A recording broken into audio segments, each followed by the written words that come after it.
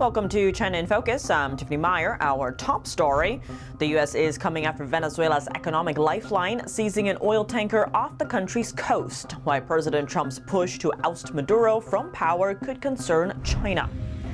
Hundreds of miles off Guam, home of a major American military base, a Chinese company is rebuilding a World War II airfield. The move raises serious U.S. defense concerns. An expert weighs in. If you had an installation on Guam, on WWII, which they had under their control, you can hit Guam with, for example, missiles in a container from a direction that nobody is looking. A new U.S.-led coalition takes aim at China's dominance in critical minerals, tech, and even global infrastructure. We break down the newly signed declaration. A major blow to Chinese imports that evade U.S. tariffs by transshipping through Mexico. It's passing a bill to allow up to 50% tariffs on Chinese products.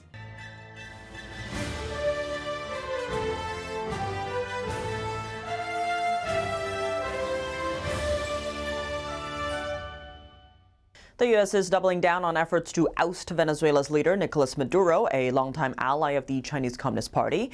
He's a key partner for China to expand its influence in a region long dominated by the U.S. The Trump administration seized an oil tanker off the coast of Venezuela on Wednesday.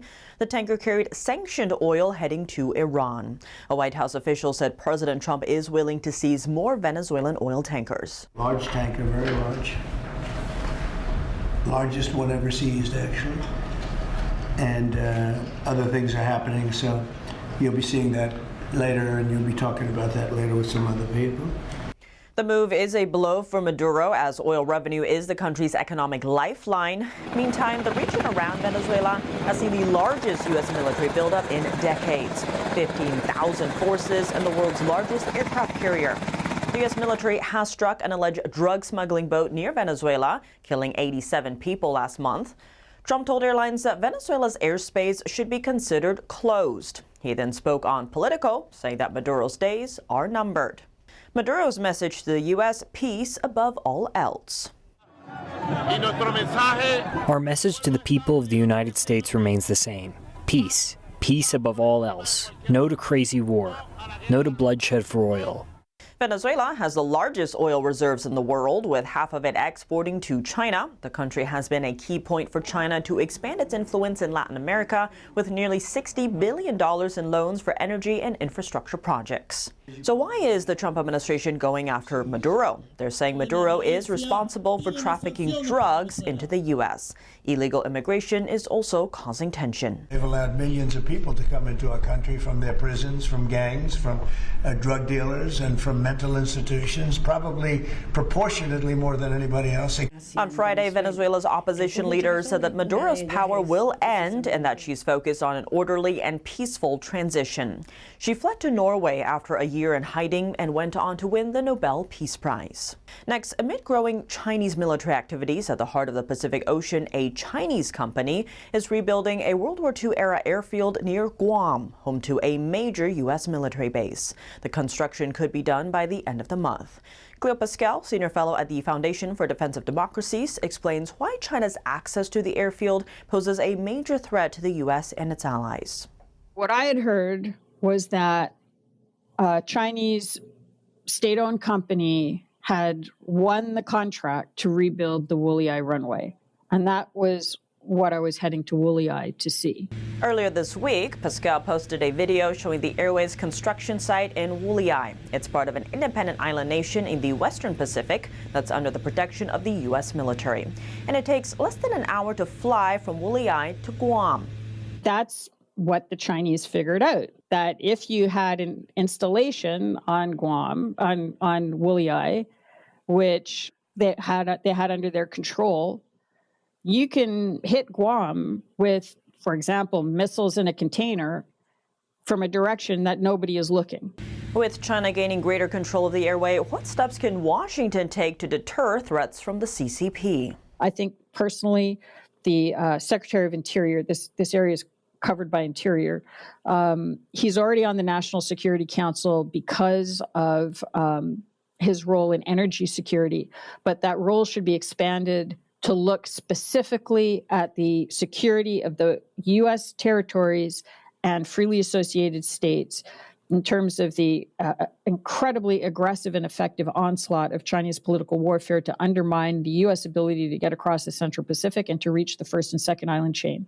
So Secretary Burgum and his office should be expanded to look specifically at this problem at the national security level so that they can bring in all of those other levels of power, including Department of Transportation, Treasury, FBI, in order to clear away some of the corruption, that's the block side, in order to build up options, including working with allies like Japan, and others. Guam is part of the second island chain, a term used to contain Chinese military threats from the U.S. The island's House Delegate James Moylan has famously said every war game scenario that is played out involves Guam. It's also home to both a submarine base and an Air Force base. The Trump administration is taking a big step to counter China's grip on critical minerals and high-tech industries. It launched a new international coalition on Friday by signing the Pax Silica Declaration. Its goal is to unite 5 key allies to strengthen access to key minerals and boost cooperation on AI development.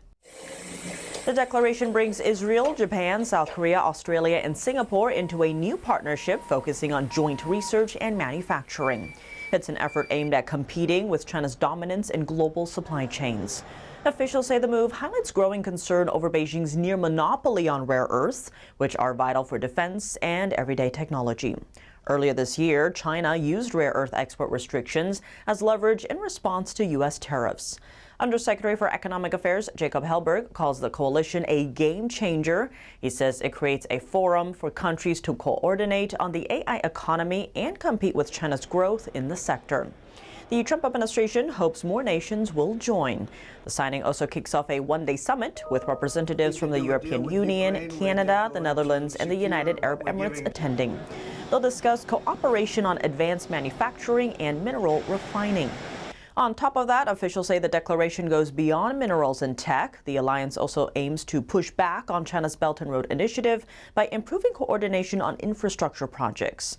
China's Belt and Road Initiative offers big loans to developing countries to build critical infrastructure. But when those nations can't repay, Beijing often gains control of the projects, extending its international influence.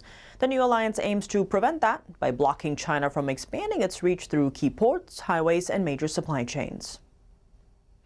President Trump signed an executive order Thursday aimed at cutting government red tape on artificial intelligence. The move seeks to create a national standard, simplifying AI regulations as more states try to introduce their own rules. Trump says such laws from states could undermine Washington's efforts to maintain tech dominance over China. It's a big part of the economy. And there's only going to be, I think, one winner here. I don't know if anybody agrees with that. I think most people agree, but there's only going to be one winner here, and that's probably going to be the U.S. or China. And right now, we're winning by a lot. Critics, however, warn that unchecked AI development could put Americans at risk. Major AI players like OpenAI, Google, and Meta have said the federal government, not states, should regulate the industry. We have the big investment coming. But if they had to get 50 different approvals from 50 different states, you can forget it because it's not possible to do, especially if you have some hostile. All you need is one hostile actor and you wouldn't be able to do it. Yet state leaders from both major political parties have said they need the power to put guardrails around AI, particularly as Congress has consistently failed to pass laws governing the tech industry. Just last month, New York became the first to enact a law requiring online retailers that employ so-called surveillance pricing to disclose their use of algorithms and customers' personal data. Florida Governor Ron DeSantis, a Republican, has proposed an AI Bill of Rights that includes data privacy, parental controls, and consumer protections. California Governor Gavin Newsom, whose state is home to several major AI companies, signed off on a bill this year requiring major developers to explain plans to mitigate potential catastrophic risks. However, Trump said Thursday he could withhold federal broadband funding from states whose laws are seen to hold back U.S. dominance of the new technology. An American open training program with good intentions misused by Chinese hackers. 2 people tied to one of China's most aggressive state-sponsored hacking groups may have sharpened their skills from a U.S. tech program that teaches cybersecurity. A new finding on Wednesday reveals two partial owners of firms tied to Chinese hacking group Typhoon, trained through Cisco's Global Networking Academy. It's a program the company says is open to everyone. Last year, Typhoon hackers breached at least 9 telecom companies, giving them access to calls and text messages in America. The attack affected high-profile individuals like then-candidates Donald Trump and J.D. Vance. A cybersecurity researcher traced 2 names tied to that operation back to records showing they enrolled in Cisco's Networking Academy a few years ago. Experts say it's a flaw to Washington's open approach to technology and training, which provides foreign adversaries with more resources. Meanwhile, China tightens access to its own cybersecurity research, which creates a one-way flow of knowledge. Next, products like cars, clothes, and metals shipping to Mexico from China could soon be hit with a much higher levy. On Wednesday, Mexican lawmakers approved tariffs of up to 50% on Asian countries without trade deals, including China. This comes as Mexico prepares for upcoming trade talks with the U.S. Beijing responded Thursday, hinting retaliation. China says Mexico's new tariffs would significantly harm its interests and has urged Mexico to reverse course. Beijing also referenced an ongoing investigation into Mexico, hinting at further escalation. It warned Mexico not to compromise its relationship with China to win favor in upcoming U.S.-Mexico-Canada trade talks. President Trump has accused China of using Mexico as a gateway to ship cheap goods to the U.S., bypassing high tariffs on Chinese imports. But still, Mexican President Claudia Sheinbaum is very likely to sign the bill into law. She proposed the tariffs back in September. If they take effect at the beginning of next year, the tariffs are projected to generate millions in revenue for the Mexican government. The tariff hikes affect over 1,400 types of goods, many of which are essential to daily life. In addition to China, India, South Korea, Thailand, Indonesia, and Taiwan are also impacted by the new tariffs. Coming up, just how risky is it to do business in China, and how exactly does the regime steal intellectual property? Paul Johnstone breaks it down. Every delegation you can expect, there is the number of people on that delegation that are there on behalf of the government, and they're there to collect information on your product or your business.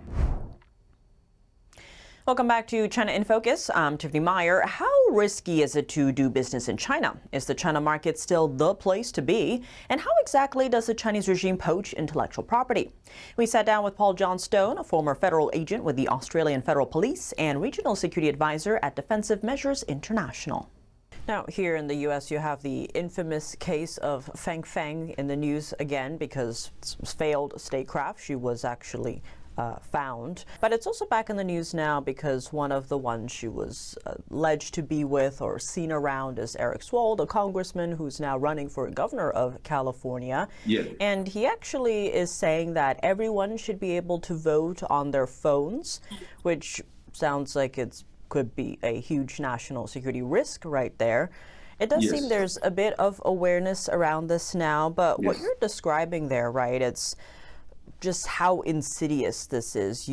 As you mentioned, there's, say, a group of business people coming in, maybe a joint venture, but then within that group, you'll have members of the MSS or, China's security services to vacuum up whatever information they could get. And you had an example recently where you were speaking in an article in the Epoch Times that there was an American pharmaceutical company where certain rooms in their business were off limits, but then part of this Chinese delegation were still taking pictures in the rooms and pretending they didn't understand, and they filmed some of that. So could you talk about some of that and what these Chinese espionage efforts employ and how the West essentially should counter all of this?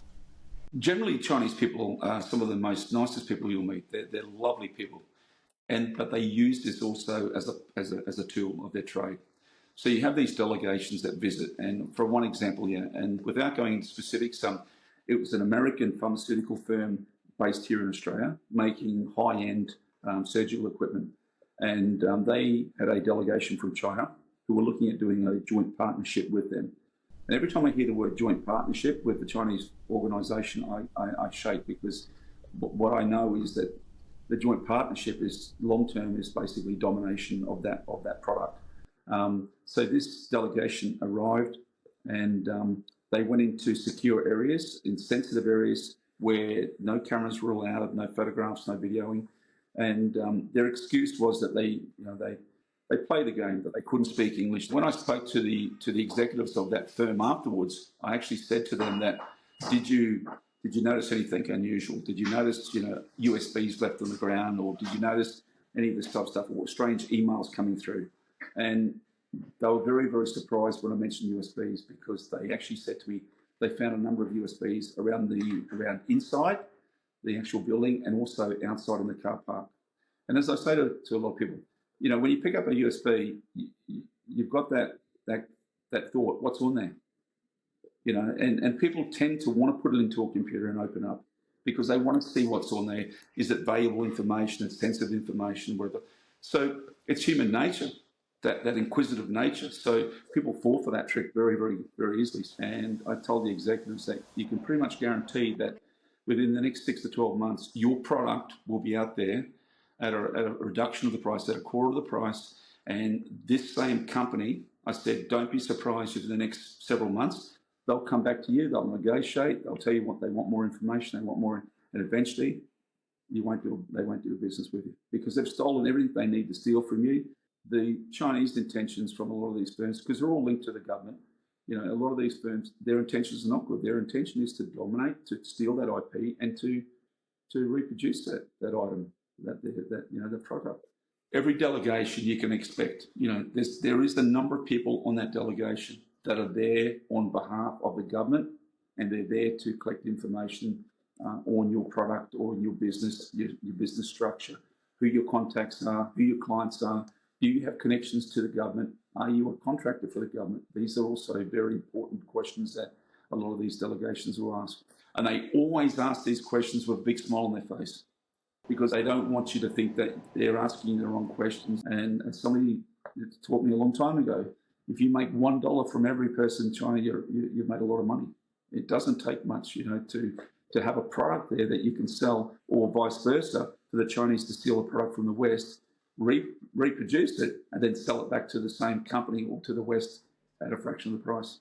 Even when I talk to people and say, make sure when you go there, you don't take your laptop, make sure you've got a burner phone. They look at me strangely thinking, why? Because these people, they want to do business. I say, no, they don't want to do business. They have an end goal to own your business, to take your business. And that's why you have to have a joint partnership with a Chinese organisation. And now with the new legislation, well, no matter what industry you're in, they still have to give that information to the Chinese Communist Party if they're asked to give that information. So no IP is protected in China from the West. It does seem there's a bit more literature on this, if you will. You have the likes of General Spaulding's book, Stealth War, where he talks about basically there's a bunch of companies that had joint ventures and they found out their joint venture partners, the Chinese side, eventually outcompeted them on the global stage and basically stole all of their information, IP, and the competition there. Or you have, on the other hand, Poorly Made in China, which talks more about the Chinese side, the manufacturing, and the horrific conditions that these workers work in and are. And then you have there's a new one out called The Great Heist, China's Epic Campaign to Steal America's Secrets. So there is a bit more literature on this, it seems. But to your point, there's still a lack of the understanding, I think, that you're talking about there, where no one really wants to come out and be transparent and talk about it. Because even in the Poorly Made in China book, the companies aren't named. It's just kind of suggested that these are huge corporations that everyone knows, but the name isn't actually put in there. Given that we've seen the expansion of China's laws that could, crack down on the business sector, it's always very vague, so no one really knows the realm they can operate in. When it comes to, Western companies looking to make money inside the Chinese market, is there a way to do that and protect IP?